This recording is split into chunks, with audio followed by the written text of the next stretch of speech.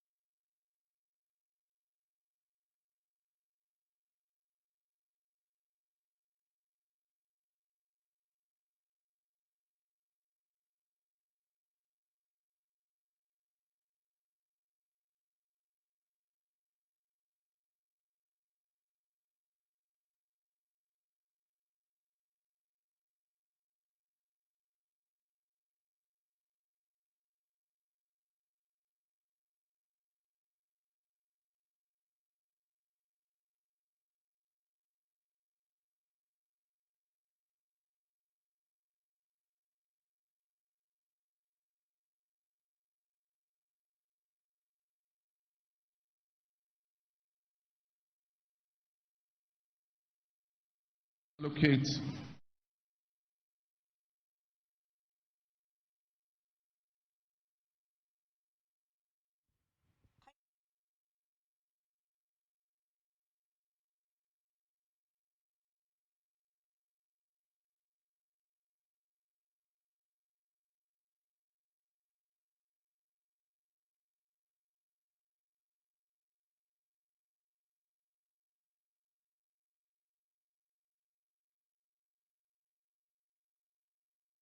week. We have a challenge currently with feeding students in secondary schools, as the Ghana Education Service insisted that schools must reopen on the 3rd of January, contrary to the advice of the Conference of Heads of Assisted Secondary Schools. As a stopgap measure, I've asked the Chief of Staff to work with the Ghana Education Service to allocate and evacuate food that is currently held in warehouses in Teman, which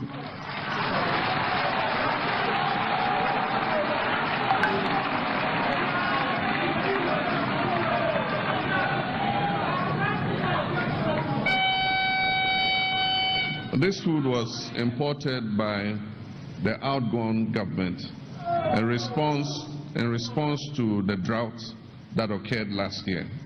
But in this emergency, we need to use some of that food to feed our students so that education can continue.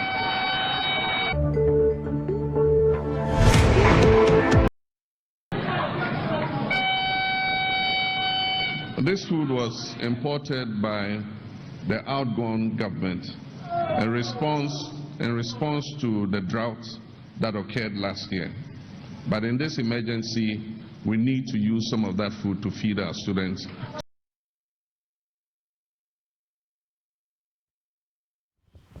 As you would listen to the reaction of, the people listening to the president, the roar when the president made that particular statement seems to be that of a strong welcome to that particular move of the president at this time. His first moves in government, a couple of days after inauguration, seems to be strong. Dr. Kumi. Hello, Dr. Kumi. Hello. All right, good to have you. So we have just shared the video where President Mahama talked about opening up the warehouses and sharing the food, especially to school students, talking about the fact that it was imported during the drought, during former President Nana Akufo-Addo's tenure. So take us through this. Is this something that, Ghanaians really, really celebrate? And what is the impact of this move currently in Ghana? Ghanaians are happy.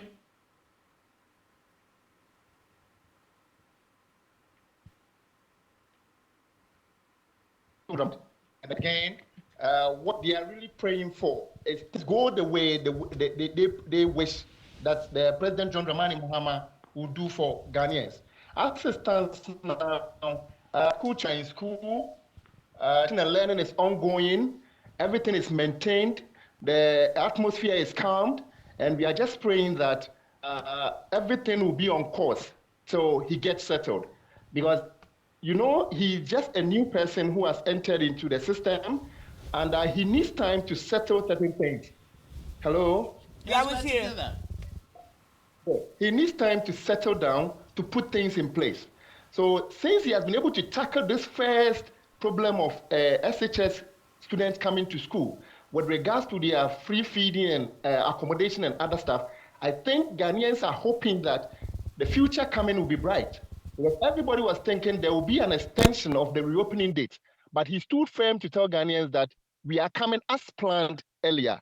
So Ghana is calm as a stand.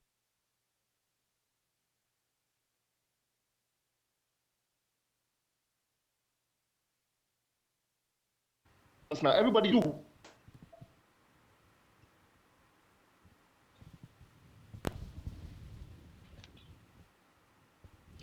Of course, we seem to be struggling with the network this morning to hear Dr. Kumi.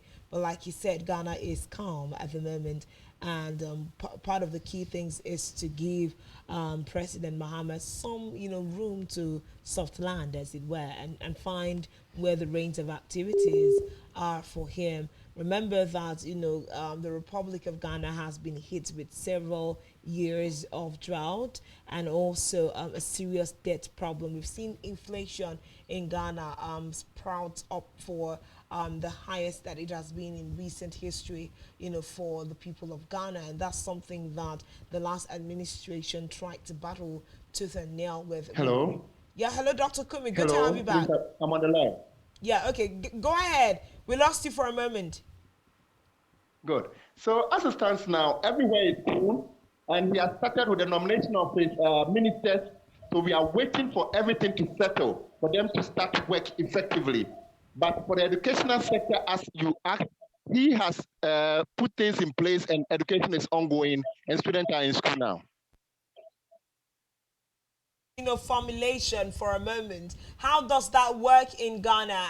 What's the window of time that a president is given from inauguration to put together a cabinet? And what are some of the expectations that Ghanaians have with the crop of people that the president may be bringing on board to work with? Good. The president promised Ghanaians that within his first 14 days in office, he's going to nominate his ministers for them to be vetted into office. And he has started already. He has mentioned some names, and they have started vetting as of yesterday. Now, within his first 90 days, he said there will be some eradication of some taxes and other stuff. Ghanaians are also looking to that. For the promises he made, he should put it before him that those promises are the key things Ghanaians looked on to vote for him. So automatically, if you move around and listen to what Ghanaians are saying, they know the economic situation is not good. So they are giving him maximum of 6 months to 1 year, to put things in place to change the system and to stabilize the economy as it keeps running every day in, day out. Okay, Doc, let's get back to 2021 during the previous administration, 2021, 2022, 2023, where the Ghana government was talking about dealing with the issue of access to food, affordable food, quality diet, dealing with the issue of hunger and starvation and poverty, among other things. Now, some of the things that were highlighted as planned, which the Ghanaian government had planned to meet up with by 2030, focus on increased ability of the government to increase by 40% production of climate resilient varieties of diverse vegetables, legumes, fruits, and other consumables within the agricultural sector, developing and implementing food-based dietary guidelines, updating and consolidating local food composition databases, and developing a nutrient profiling system to facilitate implementation of food-based policies, among other things. What is the expectation of Ghanaians at this point, looking at where Nana Akufo took the country to and where you expect a Mahama to take the country to within the stipulated 6 months to 1 year that you've mentioned? Hello? Hello? Hello? Yeah, please, the line is breaking.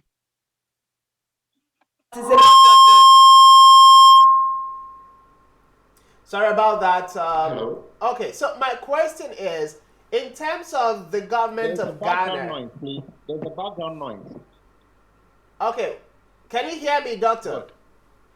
Yes, please, I can hear you now. Okay, so my question is, in terms of the government's plan, the projections dating back to 2021 plan by the previous administration, in terms of shoring up food availability and dealing with the different aspects of agriculture and food production for the betterment and food security in Ghana, you've given a projected period of 6 months to 1 year that President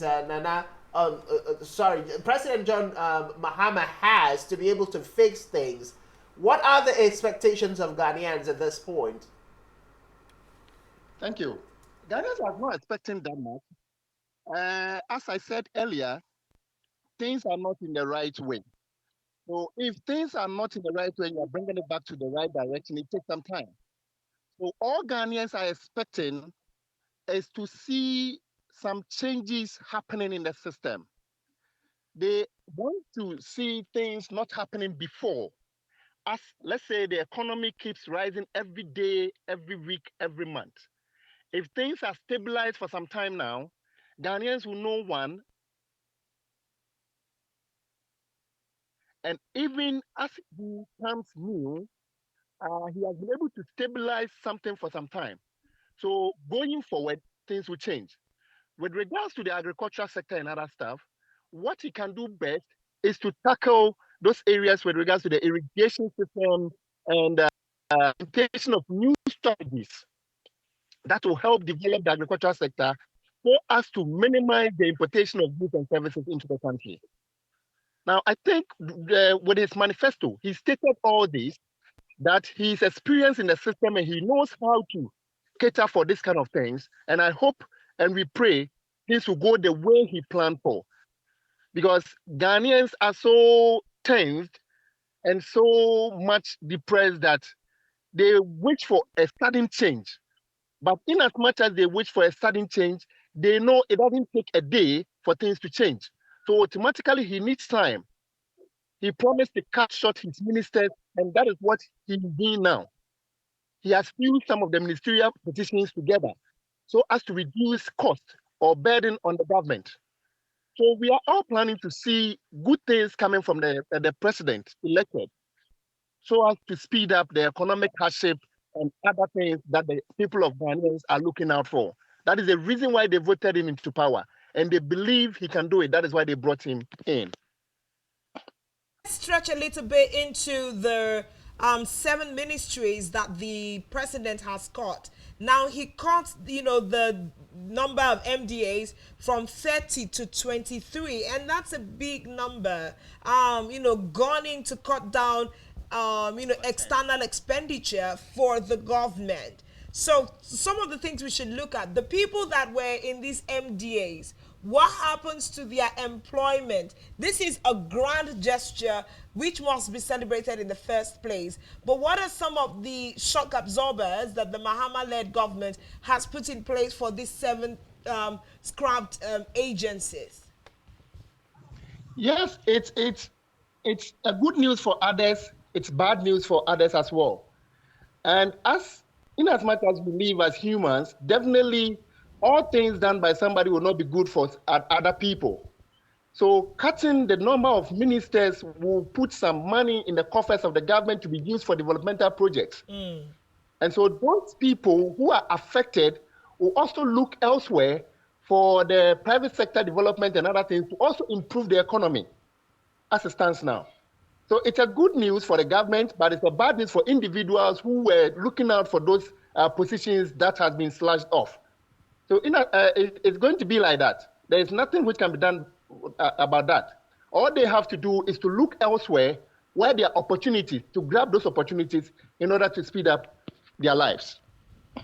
So talking about, the economy of Ghana and talking about several other, we're still talking about how to lessen the debt burden, I beg your pardon. And as part of the reasons why the president has reduced the ministries is so that he can catch up with some IMF requirements to be able to get some more funds to inject. Now, my question is, how is public-private partnership like in Ghana?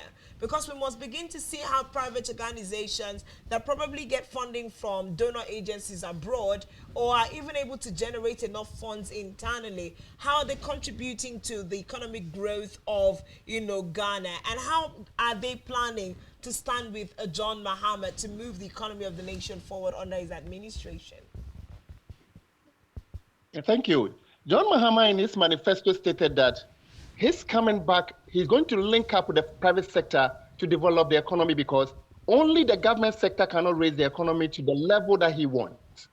For example, with the free SHS conditions, he said some of the students will be posted to the private senior high schools so that incentives that are paid to cater for them in the government schools will be paid to the private sector to also be able to cater for some students which couldn't get accommodation at the government sectors. So when a government is able to liaise well with the private sector, it boosts the economy because you being a government alone cannot, capture the whole people in the economy to get them employed or get food on their table. So in his manifesto, he stated categorically that he is going to help the private sector to be able to raise the economy by raising some funds for them, by linking up with them to sit down to analyze issues together so as to help them move alongside with the government sectors to make the economic hardship a bit relieved. Private sector willing and ready? Are they enthusiastic about some of these mergers by the government? They are very much happy about the conditions and the manifesto stated by by John Mahama's government. Okay, now let's talk about unemployment, which is also one of the key focal area, which inspired the Ghanaians to give Mahama the opportunity to come back as the president.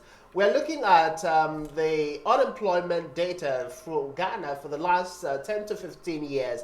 And we've seen from the year 2015, it grew highest. And then 2016 down to 2018, it began to drop. And then, of course, picked up again at, from 2019 up until 2024, when we look at over 296.6 thousand and then cuts across female, and then you're looking at 295.5 from the female category.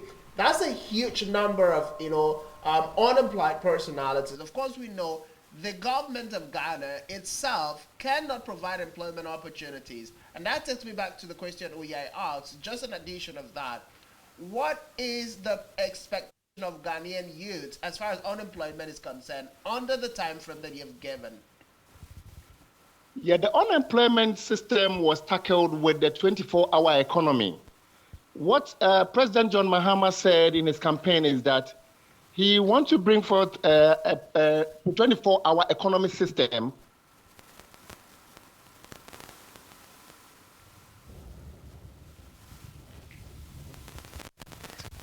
whilst, let's say, sector A goes to work for 8 hours, they go off for a different set of batch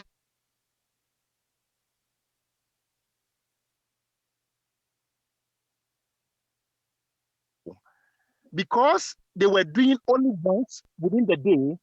When the 24-hour economy is implemented well, it's going to be 3 times old. So that will be, instead of the 500, it's going to recruit about 1,500, which will, capture some unemployed people in the house to get on board. So he is trying to tackle the unemployment rate with the 24-hour economic system so as to be able to get more people on board to reduce. Because every now and then the unemployment rate keeps the private sector people. They will also recruit some people who are in the house and who are jobless, also to reduce the level of unemployment.